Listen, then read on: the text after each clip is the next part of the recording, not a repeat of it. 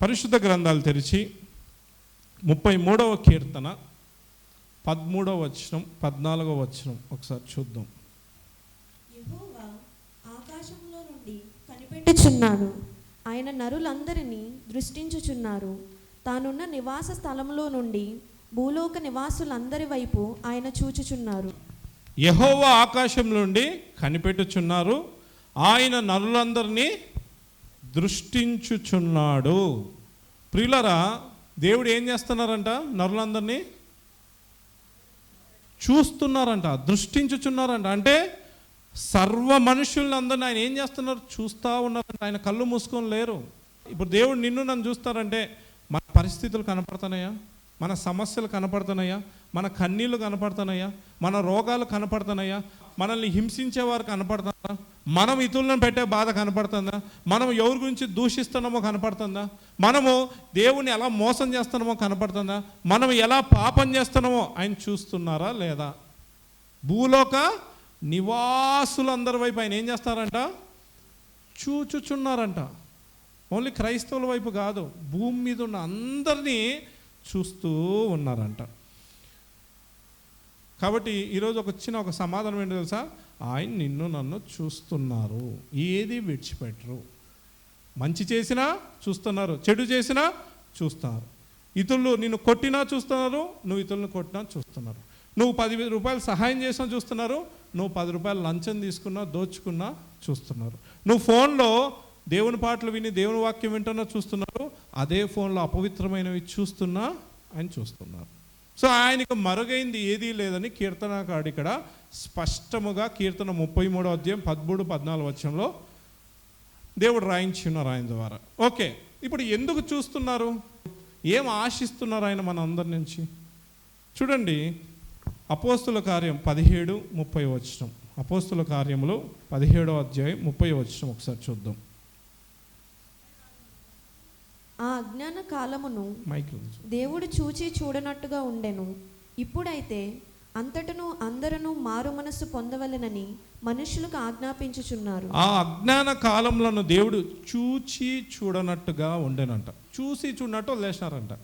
ఏంటి? అజ్ఞాన కాలంలో యేసు ప్రభు త్యాగం చేయకముందు దేవుడి గురించి మనుషులకు తెలియని కాలంలో చూసి పోనీలే, దుర్మార్గం చదువుతున్నా పోనీలే, చూసి చూడనట్టు వదిలేశారంట. కానీ ఇప్పుడైతే 2000 సంవత్సరాల క్రితం అపోస్తుల కార్యంలో రాయించింది ఏంటంటే ఇప్పుడైతే ఇంకా ఎక్కువ, అంతటను అందరూ మారు మనస్సు పొందవాలని మనుష్యులను ఆజ్ఞాపించున్నారంట. వేడుకోవట్లేదంట, అయ్యో ప్లీజ్ ప్లీజ్ ప్లీజ్ అనట్లేదంట. ఆజ్ఞ అంటే ఎలా ఉంటుంది? రాజాజ్ఞ. మనుష్యుల ఒక సీఎం ఆజ్ఞ అయితేనే, ఒక ప్రైమ్ మినిస్టర్ ఆజ్ఞ అయితేనే అంత పవర్ఫుల్గా ఉంటే, సర్వలోక చక్రవర్తి ఆజ్ఞ ఏంటో తెలుసా? అంతటను అందరూ మారు మనస్సు పొందవలనని దేవుడు ఆజ్ఞాపించుచున్నారంట. ఇప్పుడు చూడండి, యేసు ప్రభు వారిని నువ్వు ఎందుకు నమ్ముకున్నావు? నీకు నువ్వు ప్రశ్న వేసుకో. యేసు ప్రభుని ఎందుకు నమ్ముకున్నావు? ఒక ఉద్యోగం లేని వ్యక్తిని అడిగితే ఏమంటాడు? ఉద్యోగం కోసం నమ్ముకున్నా. పెళ్లి కాని వ్యక్తిని అడిగితే పెళ్లి కోసం. అప్పులు ఉండే వాళ్ళని అడిగితే అప్పులు తీరుతాయని. లేకపోతే భార్య భర్తలు మన సమాధానం లేని వాళ్ళు అయితే ఏమంటారు? నా భార్య మారాలని, నా భర్త మారాలని, నా పిల్లలు మారాలని. ఇవన్నీ లోకానుసారమైన జీవితానికి సంబంధించి. ఇంతకీ యేసు ప్రభు అందుకే నా దేవుడు పంపించింది భూమి మీదకి, జస్ట్ నీకు ఉద్యోగం ఇవ్వడానికో, నీకు పెళ్లి చేయడానికో, నీ అప్పులు తీర్చడానికో, నీకు రోగం నుంచి స్వస్థత తీయడానికో. ఇంతేనా ఆయన శక్తి? దేవుడు కూడా చూస్తున్నారు ఆయన ఎంత శక్తిమంతుడు, నువ్వు ఎంత శక్తిని ఆశ్రయిస్తున్నావు. ఈ భూమి మీద రోగాలను బాగు చేసే డాక్టర్లు లేరంటారా? ఇప్పటి వరకు ఎవరికి రోగాలు బాగా అవ్వలేదా? ఏ డాక్టర్ రోగాలు బాగు చేయలేదా? మరి ఏంటి యేసు ప్రభువులోనే ఏంటి స్పెషాలిటీ? అందరు చేసేది ఆయన చేస్తున్నారుగా. ఈరోజు ఎంతమంది అధికారుల దగ్గరికి వెళ్ళి వాళ్ళు కాళ్ళు పట్టుకుంటే ఉద్యోగాలు ఇవ్వట్లే? యేసు ప్రభు వారే ఉద్యోగాలు ఇస్తారా? ఎంతమందికి పెళ్ళిళ్ళు అవ్వట్లా? యేసు ప్రభు దగ్గరకు వస్తేనే పెళ్ళిళ్ళు అవుతున్నాయా? ఎంతమంది భార్య భర్తలు వేరే వేరే లాయర్ల దగ్గరికి వెళ్తే వాళ్ళు సమాధానం కలుపుతున్నారు? మరి నువ్వు ఏంటి? ఎంతమంది ధనవంతుల దగ్గరికి వెళ్ళి అయ్యా సహాయం చేయండి అంటే వాళ్ళు ఓకే అని 1 లక్ష ఇచ్చి అప్పులు తీర్చేస్తున్నారు ఎంతమంది. మరి నువ్వు దేవుణ్ణి అప్పు కోసమో, పెళ్లి కోసమో, ఉద్యోగం కోసమో, ఇల్లు కట్టుకోవడం కోసమో, కారు కొనుక్కోవడం కోసమో నువ్వు ఆయన్ని ఆశ్రయిస్తే నీ దేవుడు అంతేనా? దానికోసం ఆ దేవుడు నీకు. ప్రియులారా, ఈ పట్టణం గురించిన వేదన అనేక మంది సేవక హృదయాల్లో, అత్యున్నతమైన దేవుని హృదయంలో ఒక వేదన అయిపోయింది ఈ పట్టణం గురించి. ఈ పట్టణంలో ఏ చర్చికి వెళ్ళినా, నాకు తెలిసి నేను వెళ్ళిన చర్చిలు, అన్ని చర్చిలు అని చెప్పలేం కానీ, ఎక్కడికి వెళ్ళినా వాళ్ళు ఎందుకు నమ్ముకున్నామంటే ఉద్యోగం కోసమో, పెళ్లి కోసమో, రోగం కోసమో, ఇల్లు కట్టుకోవడం కోసమో, కారు కొనుక్కోవడం కోసమో. యేసు ప్రభు వారి శక్తిని ఇంత నీచంగా దిగజార్చేశారా? ఇంత నీచమైపోయిందా? అసలు ఆయన ఎంత శక్తిమంతుడు? అసలు ఆయన ఫస్ట్ చేసింది ఏంటి? ఈరోజు ఎవరిని చూసినా ప్రార్థన రిక్వెస్ట్ ఏంటంటే, మా కొడుకు పెళ్ళి కావాలి, మా కూతురికి పెళ్ళి కావాలి, మా కొడుకు ఉద్యోగం రావాలి. ఈరోజు ఇక్కడికి ఎవరన్నా ఈ పట్టణం నుంచి వచ్చిన వాళ్ళు చివరిలో ప్రార్థన చేస్తాం, ఏంటి మీ రిక్వెస్ట్? మా పాపకు పెళ్ళి కావాలి పాస్టర్ గారు, ప్రార్థన చేయండి, మా అప్పులు తీరాలి, మేము కారు కొనుక్కోవాలి. ఇంతేనా? దేవుణ్ణి దీనికి వాడుకుంటున్నారా? ఇంక ఇంతేనా? అలా వాడుకొని వాడుకొని వాడుకొని వాడుకొని నరకానికి వెళ్ళిపోయి అక్కడ వాడుకోవడం మొదలు పెడతాడు. నరకంలో చుక్కలు చూపిస్తాడు. ఎందుకు? బతుకున్నంతకాలం దేవుణ్ణి వాడుకున్నావు, చచ్చిపోయాక వాడుకుంటాడు. నువ్వు ఏది విత్తుతావో ఆ ఫలమే పొందుతావని బైబిల్ సెలవిస్తుందిగా. అసలు దేవుణ్ణి దేనికి ఆశ్రయిస్తున్నావు? ఎందుకు నమ్ముకున్నావు? అసలు యేసు ప్రభువు వారు ఎందుకు వచ్చారండి భూమి మీదకి? ఈరోజు ఇక్కడ కూర్చున్న వాళ్ళు అనేక మంది విగ్రహారాధన కుటుంబం నుంచి వచ్చాం. భారతదేశమే విగ్రహారాధన కుటుంబంలో నుంచి మనం వచ్చాం. మనం యేసు ప్రభువుని నమ్ముకున్నాం అంటున్నాం. ఎందుకు నమ్ముకున్నామంటే 10 మందిలో ఒక్కరు చెప్తున్నారు, పాపం నుంచి రక్షింపబడ్డానికి వచ్చాను, కానీ మిగతా వాళ్ళందరికీ తెలియదు. ఏముంది, యేసు ప్రభువుని నమ్ముకుంటే ఉద్యోగం వస్తుందంట, పలానా చర్చికి వెళ్ళి 10,000 స్పాన్సర్ చేస్తే ఉద్యోగం వచ్చేస్తుందంట. అంటే నీ డబ్బు తీసుకుని దేవుడు నీకు ఉద్యోగం ఇస్తారు. ఆ పలానా చర్చికి వెళ్తే అంట దేవుడు పెళ్ళి చేసేస్తారంట. ప్రియులారా, దేవుడిని ఇంత నీచానికి దిగజార్చారా? ఇంకా దేవుడికి స్పెషాలిటీ ఏం లేదా? డాక్టర్ దగ్గర పోతే కూడా ఫీజు తీసుకొని రోగం బాగు చేస్తున్నాడు కదా. పెళ్ళిళ్ళ పేరయ్య దగ్గరికి పోతే కూడా డబ్బులు తీసుకొని పెళ్ళిళ్ళు చేసేస్తున్నారు కదా. అధికారుల దగ్గరికి, డబ్బున్న వాళ్ళ దగ్గర పోతే కొంచెం సహాయం చేసి అప్పులు తీర్చేస్తున్నారు. మరి దేవుడి దగ్గర కూడా అందుకేనా వచ్చేది? చూడండి, యేసయ్య ఎవరంటే మత్తయి సువార్త 1:21, ఆమె ఒక కుమారుని కనును, తన ప్రజలను వారి పాపముల నుండి ఆయనే రక్షించును. చూడండి, గాబ్రియేలు దేవదూత ఏమని చెప్తున్నాడంటే, ఆమె ఒక కుమారుని కన్ను. ఎందుకంటదంట? ఆయనంట తన ప్రజలను వారి పాపములను విడిపించడానికే రక్షకుడుగా వచ్చారంట. ఈరోజు యేసు ప్రభువారు నీలో పనిచేయాల్సింది ఏంటో తెలుసా? నీలో ఉన్న పాపము నుంచి విడిపించడానికి వచ్చారు. ఎందుకు? పాపానికి జీతము నరకం, అది నరకానికి తీసుకెళ్తుందని ముందు అది పోవాలి. ఈ భూమి మీద నువ్వు అన్ని ఆశీర్వాదాలు పొందుకొని పాపాన్ని బట్టి నరకానికి పోతే ఎవరికి మహిమ వస్తుంది? నీకేం మేలు, నాకేం మేలు? ఇక్కడ అన్ని ఆశీర్వాదాలు పొందేశావు. ఉద్యోగం వచ్చేసింది, కారు వచ్చేసింది, ఇల్లు వచ్చేసింది, బంగ్లా వచ్చేసింది, పెళ్ళి అయిపోయింది, పిల్లలు వచ్చేసారు, అన్నీ సంపాదించుకున్నావు. ఈ భూమి మీద నేను చూసిన వాళ్ళందరూ నీ అంత అదృష్టవంతుడు, నీ అంత అదృష్టవంతురాలు ఎవరు లేరు అన్నారు. చివరికి పాపక్షమాపణ లేకుండా నరకానికి వెళ్ళిపోతే నీకు ఏం మేలు? ఆలోచించండి. ఈరోజు ఈ పట్టణం అంతా ఒకవైపే ఆశీర్వాదాలు, ఆశీర్వాదాలు, ఆశీర్వాదాలు, ఆశీర్వాదాలు. యవనస్తులంతా ఆశీర్వాదాల కోసమే గుట్టలు గుట్టలుగా వెళ్తున్నారండి చర్చిలకి. దేనికి? జాబ్ వస్తుంది, జాబ్ వస్తుంది, జాబ్ వస్తుంది. జాబ్ వచ్చిన వాళ్ళంతా గుట్టలు గుట్టలు ఎక్కడికి వెళ్తారు? పెళ్ళిళ్ళు, పెళ్ళిళ్ళు, పెళ్ళిళ్ళు అయినాక ఎక్కడికి? పిల్లలు, పిల్లలు, పిల్లల తర్వాత మళ్ళీ రోగాలు, రోగాలు, రోగాలు. ఎవరైనా నా పాపం పోవడానికి నాకు మార్గం చూపించనని వచ్చేవాళ్ళు ఉన్నారంటారా? అయ్యగారులు ఉన్నారు, చెప్పండి అయ్యగారులు, మీరే చెయ్యదు. ఎంతమంది మీ దగ్గరకు వచ్చి ఇదిగో ఈ పాపంలో ఉన్న, ఈ పాపం నుంచి ఎలా బయటపడాలా పాస్టర్ గారు అని అడిగే వాళ్ళు ఉన్నారా? ఎంత పక్కకి వెళ్ళిపోయింది చూడండి. దేవుడి వేదన బహు భయంకరంగా ఉంది. ఇంత నీచంగా యేసు ప్రభు సువార్తను మార్చేశారండి. అబద్ధ బోధలు ఎలా పడితే అలా వచ్చేసాయండి. యేసు ప్రభు వారు వచ్చిందే తన ప్రజలను వారి పాపంలో నుంచి విడిపించడం. ఒక తాగుబోతు అన్ని ఆశీర్వాదాలు పొంది చివరికి తాగి తాగి చచ్చిపోతే ఆడు పరలోకానికి వెళ్తాడా, నరకానికి వెళ్తాడా? అన్ని ఆశీర్వాదాలు పొందుకున్నాడుగా. ఈరోజు ఆశీర్వదింపబడిన వాళ్ళు అంటేనే పరలోకానికి వెళ్ళే వాళ్ళన్న స్థితికి సువార్త మార్చేశారు. వాళ్ళ కారు ఉంది, ఇల్లు. ఎవరు ఇప్పుడు ఒక వ్యక్తి చనిపోయాడు అనుకోండి, ఆయనకేమండి పిల్లలందరికీ పెళ్లి చేశాడు, ఇల్లు కట్టేశాడు, కారు కొనేశాడు, ఆశీర్వదింపబడినాడు అండి. వాళ్ళ మనసు గురించి ఎవరు మాట్లాడట? తాగుబోతండి, హింసకుడు అండి అని మాట్లాడట్లే ఎవరు. పై రూపాలను చూసి మాట్లాడుతున్నారు. అంత భయంకరమైన కాలంలో మనం ఉన్నాం. యేసు ప్రభు వారంటే రక్షకుడు.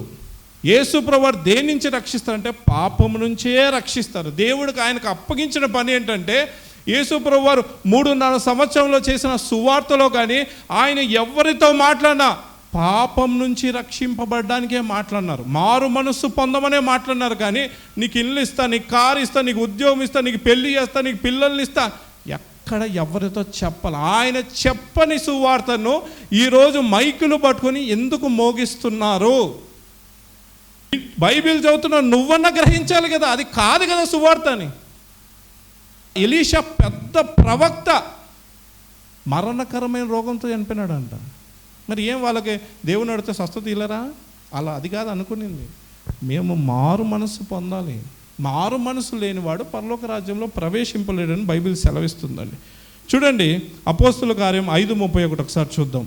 ఇజ్రాయేలునకు మారు మనస్సును పాప క్షమాపణయు దయచేయుటకు దేవుడు ఆయన్ని అధిపతిగాను రక్షకునిగాను తన దక్షిణ హస్త బలము చేత హెచ్చించు. దేవుడు యేసు ప్రభు వారిని దక్షిణ హస్తం అంటే కుడి చేత ఎందుకు బలపరిచి ఉన్నారంట?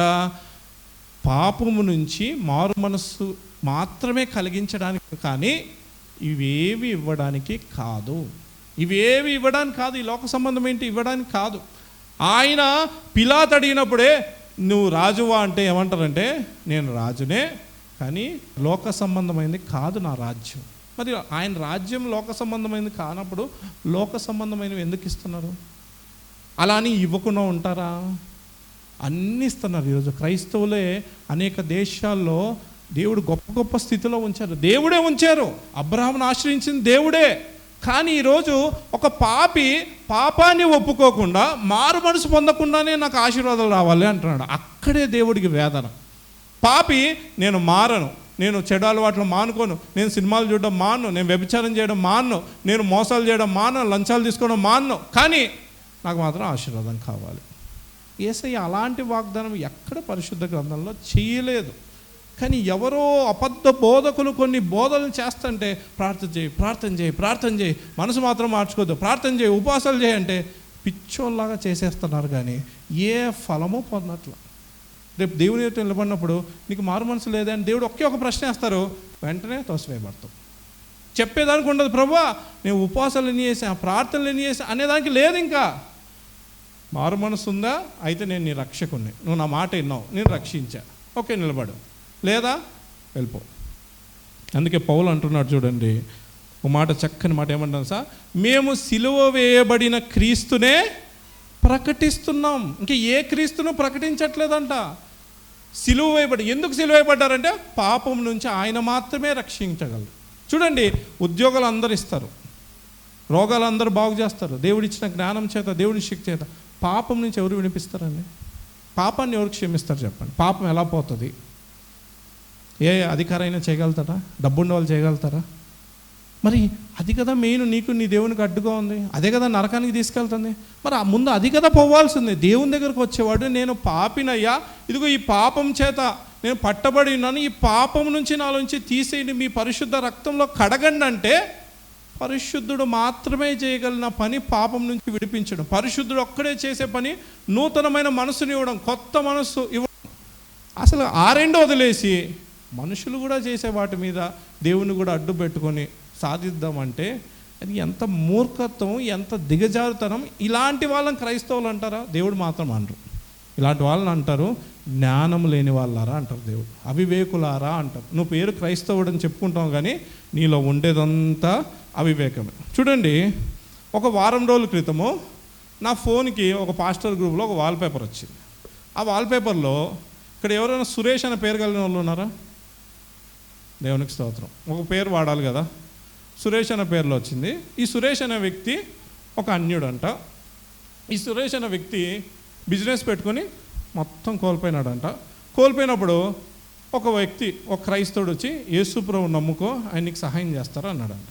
ఈ సురేష్ అనే వ్యక్తి వెంటనే మోకాలేసి, ప్రభా నేను నష్టపోయినా, నాకు సహాయం చేయి, నాకు నష్టపోయినా సహాయం చేయి, నష్టపోయినా సహాయం చేయాలంటేనే దేవుడు ఎవరో ఒకరి ద్వారా డబ్బు పంపించారు, సహాయం అందింది. వెంటనే అబ్బా నా ప్రార్థనకి జవాబు వచ్చిందని ఆ 1,00,000 రూపాయలు తీసుకుని మళ్ళీ బిజినెస్ స్టార్ట్ చేశాడు. చేస్తే ప్రభా నాకు సహాయం చేయండి, నాకు సహాయం చేయండి అంటే దేవుడు సహాయం చేస్తే బిజినెస్ ఇంప్రూవ్ అయిపోయింది. ఇప్పుడు ఈ సురేష్ అనే వ్యక్తి ఇదే పట్టణంలో, హైదరాబాద్ పట్టణంలోనే వెళ్ళి 10 మంది తన స్నేహితులకు చెప్పాడంట, రే రే రే రే నేను ప్రార్థన చేస్తే నాకు ధన సహాయం అందింది, బిజినెస్ డెవలప్ అయిందంటే వాళ్ళు 10 మంది ప్రార్థన చేయడం మొదలుపెట్టారంట.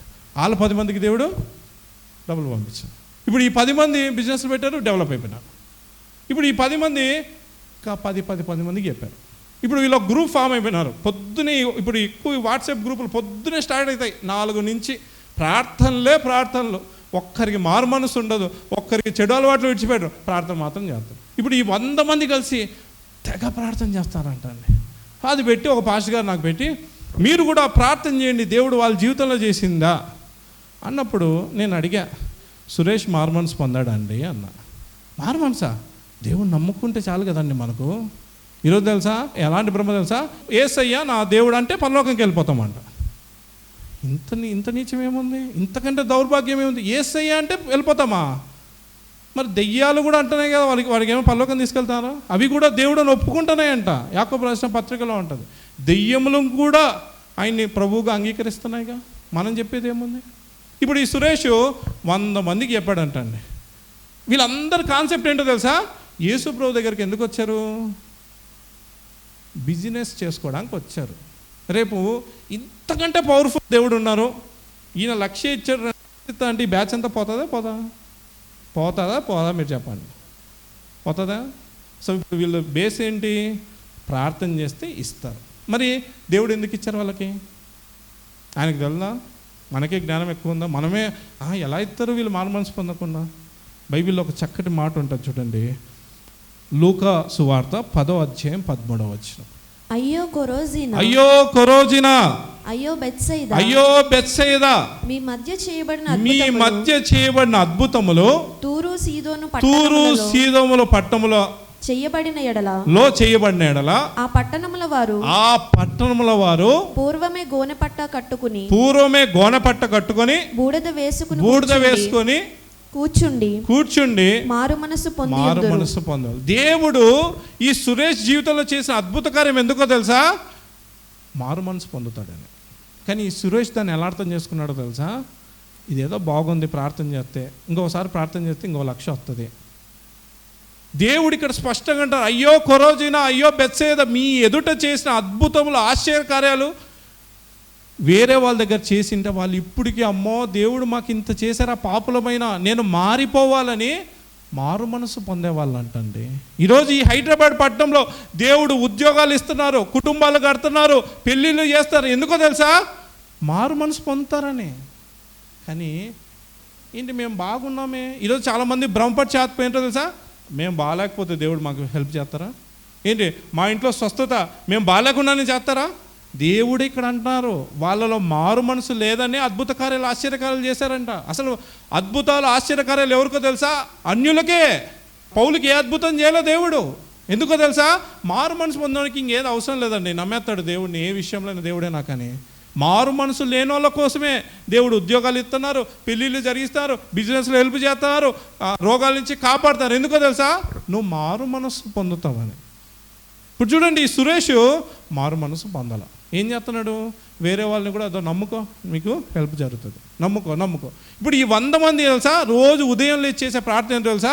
ప్రభా నెక్స్ట్ బిజినెస్ బాగా జరుగుతుంది, కారు కొనాలి. కారు వచ్చేస్తారు దేవుడు. ఆయన ప్రేమ స్వరూపి అండి. కారు కూడా ఇచ్చేస్తారు. ఎందుకు తెలుసా? నువ్వు మారు మనసు పొందాలి. దేవుడు మళ్ళీ ఇల్లు అంటారు, ఇల్లు కూడా ఇచ్చేస్తారు. నువ్వు ఇల్లు పొందాక ఏమనుకుంటావు తెలుసా? దేవుడు మారు మనస్సు పొందాలి. కానీ ఈరోజు సాతాను పెట్టే భ్రమ ఏంటో తెలుసా? నువ్వు మారు మనసు పొందకపోతే నీకు ఇల్లు ఇచ్చేవారా దేవుడు? నీకు ఉద్యోగం వచ్చేదా అని భ్రమ పెడతంటే ఈరోజు ఎవరు సత్య సువార్త వైపు చెవి ఒగ్గట్లో. అందుకే నువ్వు పాపివి అని అంగీకరించంటే, ఈ పాస్టర్ గారు తెలియనట్టుంది, నేను పాపినైతే నాకెందుకు ఉద్యోగం ఇస్తారు దేవుడు? నా కుటుంబంలో ఎందుకు ఇంత ఘనత ఇస్తారు? నాకు ఎందుకు ఇల్లు ఇస్తారు? సాతాను భ్రమ. పేతురుకి దేవుడు అద్భుతం చేశారు. పేతురు దోణ లోతుకు నడిపించంటే, ప్రభా రాత్రంతా ప్రయాసపడ్డాం అంటే, అయినా మీ మాట చొప్పున మేము వెళ్తామని లోతుకు నడిపిస్తే విస్తారమైన చేపలు పడితే, ఇదేదో బిజినెస్ బాగుంది, రోజు పొద్దున్నే యేసుప్రభుని ఎక్కించుకుంటే దోమలో రోజు విస్తారంగా పడతాయి అనుకోలా. అద్భుత కార్యం ద్వారా మారు మనసు వచ్చి ఆయన పాదాలు పట్టుకుని, అయ్యా నేను పాపినయ్యా, అయ్యా నేను పాపిని ప్రభు అనగానే దేవుడు నన్ను వెంబడించు. ఈరోజు యేసుప్రభుని వెంబడించే వాళ్ళు ఎవరు లేరు. ఎందుకు? ఆయన వెంబడిస్తే మారు మనసు ఉన్నట్టు. ఆయన వెంబడించడం ఇష్టంలా. ఈరోజు ఒక చర్చికి వెళ్తారు, ఆ పాస్టర్ గారు ఏం కాదు మీకు ఉద్యోగం వచ్చేస్తుందంటే ఇంకో చర్చికి పోతారు. మళ్ళీ ఒకవేళ రాకపోతే కావాల్సిన చర్చిలు ఉన్నాయి హైదరాబాద్ పట్టణంలో. ఒక్కొక్క చర్చికి వెళ్ళి ఒక ప్రేయర్ చేసుకుంటే చాలు, ఏదో ఒకటి సరిపోతుంది. నా ప్రియ సహోదరి సహోదరులారా, దయచేసి మిమ్మల్ని మీరు మోసం చేసుకోకండి. దేవుడు అద్భుతం చేసి నీ జీవితంలో ఎందుకో తెలుసా? మారు మనసు పొందుతావని. ఆయన ప్రేమ ఎలాంటిది తెలుసా? ముందు ఇచ్చి తర్వాత ఆశించింది. ముందు ప్రాణం పెట్టి రక్తం కాచి ఇప్పుడు నా వైపు చూడు అన్నారు. మనుషులు ఎలాంటివో తెలుసా? ముందు నువ్వు చెయ్యి, తర్వాత నేను ఇస్తా. దేవుని మనసును అర్థం చేసుకోండి. గుడ్డితనంతో ఉండకండి. నీకు ఉద్యోగం ఇచ్చింది నువ్వు మారు మనసు పొందాలని. నువ్వు ప్రార్థన చేయగానే నీకు ఇంట్లో కష్టాలు తీర్చేసి నువ్వు మారు మనసు పొందాలని. నువ్వు ప్రార్థన చేయగానే నీకు పెళ్లి జరిగిందంటే నువ్వు మారు మనసు పొందాలని. నా ఫ్రెండ్ ఉన్నాడు, 2015లో వాడికి పెళ్ళి అయినప్పుడు వాళ్ళ భార్య క్రిస్టియన్ అమ్మాయిని పెళ్లి చేసుకున్నప్పుడు నేను ఆ చెల్లితో చెప్పాను, చెల్లి నీ భర్తను మార్చుకోమ్మా అంటే, లేదన్నయ్య మా ఆయన చెప్పాడు, ఒకటి అనుకున్నాడంట మనసులో, అది జరిగితే మా ఆయన చర్చికి వస్తాడంట. అమ్మ జాగ్రత్త అమ్మ, నువ్వు బాగా మంచి భక్తిగా ఉన్నావు. లేదన్నయ్య మా ఆయన్ని ఎలాగైనా నేను మార్చుకుంటానండి. ఇప్పుడు 10 సంవత్సరాల తర్వాత నేను కడపకి వెళ్ళి చూస్తే అమ్మాయి క్రైస్తవాన్ని విడిచిపెట్టేసి అన్నిలాగా మారిపోయి ఈరోజు ఎంత దుఃఖకరం తెలుసా? ఎందుకంటే 10 సంవత్సరాలైనా జరగలేదట, దేవుని మీద అలిగేసినారు. ఇంకా దేవుడేమో మారు మనసు పొందితే ఇద్దామని దేవుడు ఆశపడుతుంటే ఇప్పటికి ఉద్యోగం ఇచ్చారు, ఆ వ్యక్తికి పెళ్లి చేశారు, 2 పిల్లల్ని ఇచ్చారు, ఇళ్ళునిచ్చారు, కారునిచ్చారు, కానీ అతనికి మారు మనసు పొందాలని మాత్రం ఆశ లేదు. అందుకే దేవుడు అన్నీ ఆపేసి కూర్చున్నారు. సో ఏం చేశారు? దేవుణ్ణే విడిచిపెట్టేసి ఈరోజు అంటున్నారు దేవుడే లేరు. క్రైస్తవులు 2 పెళ్లి చేసుకొని ఈరోజు దేవుడే లేరు. ఇవన్నీ ఎలా వచ్చాయి? మా కష్టార్జితం. అప్పుడు మేము ప్రార్థన చేసా కాబట్టి వచ్చాయి, అప్పుడు మేము కష్టపడ్డాం కాబట్టి వచ్చాయి. మరి బైబిల్ ఏం సెలవిస్తుంది? యేసు ప్రభువు అసలుకు వచ్చింది ఎందుకంటే నశించిన దాన్ని, చెప్పండి. మరి నేను నశించిపోలేదండి, నేను బాగున్నా, నేను పరిశుద్ధున్నండి, నాలో ఏం పాపం లేదండి అంటే నీకోసం రాలేదని నువ్వే చెప్పుకున్నట్టు. మరి నీకోసం రాలా అంటే నీకు పరలోకం వద్దని నువ్వు చెప్పుకున్నట్టు. ఎవరైతే ఆయన దగ్గరకు వచ్చి నేను నశించిపోయిన వ్యక్తిని అయ్యా అని పాపాన్ని ఒప్పుకుంటే ఆయన రక్షిస్తారు. ఇప్పుడు చాలామంది తెలుసా పాపాన్ని ఒప్పుకున్నారంటే మాలో ఏం లేవండి, ఎందుకు మనుషుల కోసం బతుకుతున్నారండి, ఎవరు నోరు విప్పరు.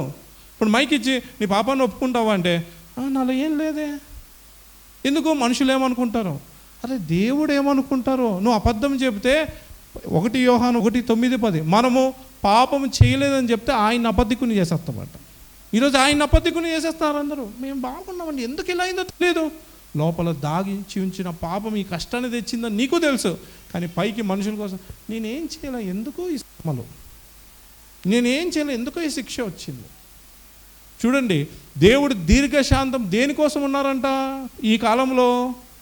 నువ్వు ఇంకా కారు కొనుక్కొని, నువ్వు ఇల్లు కొనుక్కొని, నువ్వు బాగా అందరి దగ్గరికి వెళ్ళి దేవుడే నాకు ఇచ్చిన అనడానికి కాదంట. అంతటా అందరూ మారు మనస్సు పొందాలి. నేను అన్నీ ఇచ్చేసాను వీళ్ళకి. వీళ్ళు చర్చికి వచ్చి ఫస్ట్ రోజు వచ్చి మోకాలు వేసి ప్రార్థన చేస్తే ఉద్యోగం ఇచ్చేసా, ఇల్లు ఇచ్చేసా, కారు ఇచ్చేసా, కొందరికి పెళ్ళిళ్ళు చేసా, కొందరికి పిల్లలు ఇచ్చేసా. ఇప్పుడు గర్భఫలం ఇస్తే నువ్వు బాగున్నావని నువ్వు ఫీలింగ్ కాదు, నువ్వు మారు మనసు పొందుతావని ఇచ్చారు. నీలో విశ్వాసాన్ని పెంచడానికి ఇచ్చారు. నీకు ఇల్లు ఇచ్చారంటే నువ్వు బాగున్నావని కాదు, అది ఇస్తే ఆయన వైపు చూసే అర్హత లేని నాకు ఇచ్చారు ప్రభా అని మారు మనసు పొందుతామని ఇస్తున్నారండి. కానీ మేము పొందేశామనే భ్రమలో ఈరోజు వెలుగుదూత వేషం వేసుకున్న సాతానుగాడు గర్జించు సింహమని అందరి చెవులో ఊతున్నాడు. నువ్వు బాగుండవు. ఎందుకో తెలుసా? నీకు ఇల్లు ఇచ్చినా వాడు అడ్డుపడ్డు, నీకు కారు ఇచ్చినా వాడు అడ్డుపడ్డు, నీకు ఉద్యోగం ఇచ్చినా వాడు అడ్డుపడ్డు. ఎందుకో తెలుసా? అవి ఎన్ని తీసుకున్నా నువ్వు నా దగ్గరకు వస్తావు బిడ్డ, నువ్వు మారు మనసు పొందుతా అంటావు చూడు, అప్పుడు వచ్చి అడ్డుపడతాడు. నువ్వు పాపాన్ని ఒప్పుకుంటా అంటావు చూడు, అప్పుడు మాత్రం వచ్చి ఇది అబద్ధ సువార్త, నువ్వు పాపాలు ఎప్పుడు ఆయన బలియాగం చేశారు, నువ్వెందుకు ఒప్పుకుంటావు అంటున్నారే తప్ప ఒప్పుకోవడానికి మాత్రం ఎవరు ఇష్టపడట్లా. నా ప్రియ సహోదరి సహోదరులారా, దేవుడు అంటున్నారు కొరోజిన బెత్సయతో, మీ ఎదుట చేయబడిన అద్భుతంలో ఆశ్చర్యకార్యములు. ఈ పట్టణంలో ఉన్న అందరితో దేవుడు అంటున్నారు, మీ ఎదుట నేను చేసిన అద్భుతంలో ఆశ్చర్యకారం వేరే పట్టణాల దగ్గర చేస్తే ఈ పాటికి మారు మనసు పొందిన వాళ్ళు, ఈ పాటికి పాపాలు ఒప్పుకున్న వాళ్ళు. అలాగే పేతురు అంటున్నాడు, అపోస్తలులు 3:20 ఉంటుంది, మీరందరూ మారు మనసు పొందని అంటున్నాడు. పేతురు కూడా అదే బోధ, మారు మనసు పొందండి. పౌలు అంటున్నాడు మీరు మారు మనస్సు పొందాలి ఖచ్చితంగా. మారు మనస్సు అంటే పాటలు పాడడం మారు మనసు కాదు, వాక్యాలు చెప్పడం మారు మనసు కాదు. మారు మనసు అంటే బాప్తీసం పొందడం మారు మనస్సు కాదు, ధర్మకార్యాలు చేయడం మారు మనస్సు కాదు. నీ హృదయంలో దాగి ఉన్న పాపమును ఒప్పుకొని యేసయ్య రక్తంలో కడుక్కొని హృదయాన్ని శుద్ధిగా ఉంచుకొని లోకం నుండి వేరై దేవుని వాక్యానుసారమైన ఆజ్ఞలను ప్రేమిస్తూ నీ జీవితంలో నువ్వు ముందుకు వెళ్ళడమే దేవుడు కోరుకున్న మారు మనస్సు. గుర్తుపెట్టుకుని. అంతేగాని నేను చర్చికి వెళ్తాను మారు మనసు పొందా, నేను సువార్త గుడికి వెళ్తాను మారు మనసు పొందా, నేను ప్రార్థన చేస్తా పొద్దున్న లేచి మారు మనసు నాది, నేను పాటలు తెగ పాడతా మారు మనసు, నేను ఆరాధన చేస్తా మారు మనసు కాదు. నీ హృదయంలో దాగి ఉన్న దాన్ని అంతా తీయాలి, బయటికి తీసి దేవుని పాదాల దగ్గర ఒప్పుకోవాలి, కన్నీళ్లతో ఒప్పుకోవాలి, ఆయన రక్తముతో కడగమని వేడుకోవాలి, ఆయన క్షమించారని నమ్మి నీ జీవితాన్ని ఆయన ఆజ్ఞ వైపు తిప్పాలి. కానీ ఈరోజు ప్రస్తుత లోకం, మేము మా మినిస్ట్రీలో ఎంతోమంది కౌన్సిలింగ్ ఇస్తాం, మారు మనసు పొందావా, ఎప్పుడో ప్రార్థన చేస్తా, పొద్దున్న లేసి బైబిల్ చదువుతా. ఈ స్వభావాలు ఎన్ని మారినాయి? స్వభావాలు మాత్రం మారవండి, అవి మాత్రం అలాగే ఉంటాయి. అదే పగ, అదే ద్వేషం, అదే కోపం, అదే మోసం, అదే వ్యభిచారం, అదే సినిమాలు పిచ్చి, అదే లోక పిచ్చి, అదే లోక ఆశల వైపే మనస్సు. మీ అందరికీ తెలుసు, పరిశుద్ధ గ్రంథంలో లాజరు ధనవంతుడు అనే ఉపమానం యేసుప్రభువు వారు చెప్పారు. ధనవంతుడు బట్టలు ఉన్నాయి, ఊదారంగ వస్త్రాలు. ఈరోజు నువ్వు యేసుప్రభువు దగ్గరకు వచ్చి చేసే ప్రార్థనలు ఏంటి? డబ్బు ఇవ్వండి అయ్యా, బాగా కనపడాలయ్యా. అతనికి దేవుడు బట్టలు ఇచ్చాడు, ఆహారం ఇచ్చారు, పెద్ద బంగ్లా ఇచ్చారు, పనులను ఇచ్చారు. అతను ఆశీర్వదింపబడినాడా కదా నీ దృష్టిలో? ఖచ్చితంగా అంటాం, దేవుడు మాకు కారు ఇచ్చారండి, మాకు ఇల్లు ఇచ్చారండి, దేవుడే ఇచ్చారు. కానీ ఈ మారు మనసు పొందని ధనవంతుడు ఏం చేశాడు? అతను మారు మనసు లేకుండా, చూడండి, ఏం సంపాదించుకోవాలి? ఇతను మారు మనసు సంపాదించుకోవాలా. అందుకే నరకంలో ఏమని మొరపెడుతున్నాడు? ఆ వచనం చూసుకుని ముగించుకుందాం. చూడండి, లూకాసు వార్త 16వ అధ్యాయం 30వ వచనం. అతడు, తండ్రివైన అబ్రహామా, అలాగూ అనవద్దు, మృతులలో నుండి ఒకడు వారి యొద్దకు వెళ్ళిన ఎడల వారు మారు మనస్సు పొందుదురని చెప్పాను. ఇప్పుడు చూడండి, ఈ ధనవంతుడు భూమి మీద ఉన్న అన్ని ఆశీర్వాదాలు పొందేశాడండి. ఇప్పుడు ఈ ప్రస్తుత హైదరాబాద్ నగరంలో ప్రతి చర్చికి వెళ్తే ఈ ఆశీర్వాదాల కోసమే, అన్ని ఆశీర్వాదాలు అప్పుడే పొందుకున్నాడంట.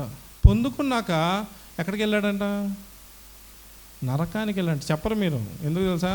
అమ్మో, ఆ పేరు కూడా పలకం, మరి జీవితాంతం అక్కడే ఉండాలి, మరి ఒప్పుకోకపోతే పాపాలు. చెప్పండి, ఎక్కడికి వెళ్ళాడంట? ఎందుకు వెళ్ళాడంట? అతనే చెప్తున్నాడు. చూడండి, ఎందుకు లాజరు ఇప్పుడు వెళ్ళాలంట వాళ్ళ సహోదరుల దగ్గరికి. ఇప్పుడు ఇతను వెళ్ళి, నీకు దేవుడు ఇల్లు ఇచ్చిన కాక ఆశ్రయించడానికి వెళ్ళాలన్న ఈ లాజరు పరలోకం నుంచి. దేనికంట? చూడండి వచనం ఎంత బాగుంటుందో. వారి యొద్దకు వెళ్ళిన వారు మారు మనస్సు పొందుదురు. ఈ ధనవంతుడు ఎందుకు వెళ్ళాడంట నరకానికి? అన్ని ఆశీర్వాదాలు పొందేశాడు భూమి మీద. అతను సమాధి పెద్ద కట్టారు. ఇతడు నా పరుగు తుదముట్టించితే నా విశ్వాసాన్ని కాపాడుకుంటాడు టైటిల్ కూడా పెట్టారు సమాధి మీద. కానీ ఎక్కడ ఉన్నాడంట? నరకంలో ఉన్నాడు. ఎందుకంట? మారు మనస్సు లేదంటే. ఎందుకు? హృదయంలో పాపాన్ని ఒప్పుకోవాలి కాబట్టి అది బయటికి పోలా. వెళ్ళిపోవాలండి, వెళ్ళిపోదు. నువ్వు నోటితో నీ పాపాన్ని కన్నీళ్ళతో ఒప్పుకుంటేనే నీ పాపం పోతుంది. ఇప్పుడు చూడండి, చాలా నమ్మకాలు భూమి మీద ఉన్నాయి. కొందరు ఏం చేస్తారు? ఒకరిని చంపేసి దేవునికి వెళ్ళి 1 కేజీ బంగారం ఇస్తే నా పాపం పరిహరింపబడుతుంది అనే లోకంలో మనం ఉన్నాం. ఒక చేత్తో ఒకరి దగ్గర లాక్కొని ఇంకో చేత్తో ఇంకోటికి పెడితే ఆ దేవుడు ఏమన్నారులే అనుకుంటాం. అలాంటి నమ్మకం కాదు మంది. నీ అంతకు నువ్వు ఒప్పుకోవాలి. నీ అంతకు నువ్వు. ఈ ధనవంతుడు ఒప్పుకోకుండా జీవించడం ద్వారా పాపం అలాగే హృదయంలో ఉంది. ఆ పాపం ఎక్కడ తీసుకెళ్ళిపోయింది? నరకాన్ని తీసుకెళ్ళి. సో ఇప్పటికైనా మీకు దేవుడు అన్ని అద్భుతాలు చేశారు, మీరు ఇక్కడ చేయెత్తుతారా? మీ జీవితంలో దేవుడు ఒక్క అద్భుతం కూడా చేయలేదంటారా? మహిమకార్యాలు చేయలేదంటారా? మరి నువ్వు మారు మనసు పొందావా? నీ పాపాన్ని ఒప్పుకున్నావా? నీ హృదయాన్ని మార్చుకున్నావా? దేవుని ఆజ్ఞలు పాటిస్తున్నావా? అసలు నీ ప్రార్థన దేవుడు వింటున్నారని నీకు ఆలోచన ఉందా? అపవాదిగాడు ఎంత ఆనందిస్తున్నాడో తెలుసా? ఇప్పుడు నిజమైన రక్షకుడు దేనికోసం ప్రాణం పెట్టాడో మర్చిపోయినారు జనాలంతా. ఇప్పుడు ఏ క్రైస్తవుని అడిగినా యేసుప్రభు ఎవరంటే, యేసుప్రభు నా కోసం జన్మించారు, December 25th పాటలు పాడుతాను, డ్యాన్సులు వేస్తాను, యేసయ్య నా కోసం వచ్చారు. బంగారం అడగలేదు, పాట పాడతాం. ఏం అడిగారంటే హృదయం అంటాం. ఆయన హృదయం మేము ఇవ్వం. అపవాదిగాడు ఎంత ఆనందిస్తున్నాడో తెలుసా? ఈ క్రైస్తవులు మారు మనసు మాత్రం దేవుణ్ణి అడగట్లేదు. ఎందుకు? అది ఆయనే ఇస్తారు కాబట్టి ఆయన్ని మాత్రం వచ్చి అది అడగట్లేదు. ఏం అడుగుతున్నారు? మిగతా అన్ని అడగండి అడగండి అడగండి, నాకు ఏ ప్రాబ్లం లేదు. ఇప్పటికైనా అర్థమైందా? కానీ నువ్వు మారు మనసు పొందితేనే పరలోకంలో దూతలు ఆయన ఆనందిస్తారంట. చప్పట్లు కూడా. కాబట్టి నా ప్రియ సహోదరి సహోదరులారా, ఒక్కసారి ఆలోచించి, నీకు దేవుడు అన్నీ చేస్తున్నారు, నిన్ను పోషిస్తున్నారు, నిన్ను బలపరుస్తున్నారు, నీకు ధైర్యాన్ని ఇస్తున్నారు, నువ్వు ప్రార్థన చేస్తే రోగాల నుంచి రక్షిస్తున్నారు, నీ జీవితంలో అద్భుతాలు చేశారు. నువ్వేం చేస్తున్నావు? వాటన్నిటిని బట్టి అమ్మో దేవుడు ఒక పాపినైనా నాకు, ఒక మోసగాడినైనా నాకు, ఒక దుర్మార్గుడైనా నాకు ఇన్ని చేశారే, నేను ఎందుకో మా పాపాన్ని విడిచిపెట్టకుండా, పాపాన్ని ఒప్పుకోకుండా ఇలాగే బతికేస్తానా? ఈ మీటింగ్ వచ్చి కూడా, ఈ వాక్యాన్ని విని కూడా నువ్వు ఇంటికి వెళ్ళి టీవీ ఆన్ చేసావంటే నువ్వు ఎవరు లేని వ్యక్తివి, మారు మనసు లేని వ్యక్తులే. నువ్వు మళ్ళీ అపవిత్రమైన ఫోన్లో చూసావంటే ఏం వ్యక్తివి? నువ్వు ఎవరిని ప్రేమించకుండా నేను చాలా రిజర్వ్డ్ అన్నావు అనుకో, నువ్వు ఏం లేని వ్యక్తివి, మారు మనసు లేని వ్యక్తివి. కాబట్టి ఒక్కసారి కళ్ళు మూసుకుందాం. ఒక్కసారి కళ్ళు మూసుకొని మారు మనస్సు పొందే మనస్సు ఇవ్వండి ప్రభు. అయ్యో నేను పాపిని ప్రభు, నేను పాపంలో ఉండగా ప్రాణం పెట్టారు, రక్తం కార్చారు. అయ్యో నేను నశించిపోతుండగా వెతుక్కుంటూ వచ్చారు యేసయ్యా.